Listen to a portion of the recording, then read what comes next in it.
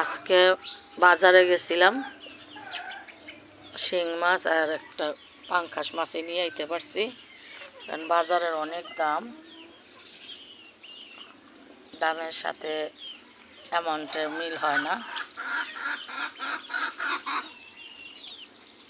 এই জন্য আর কি করবো। মাছগুলো বেশ বড় বড়, মাছগুলো অনেক বড়।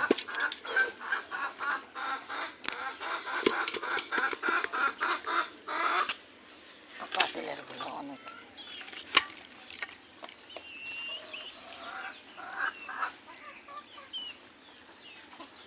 মুরগির বাচ্চাগুলো সব আশেপাশে এসে বসে গেছে, মাছ কাইটা পেটাগুলো ওদেরকে দিব।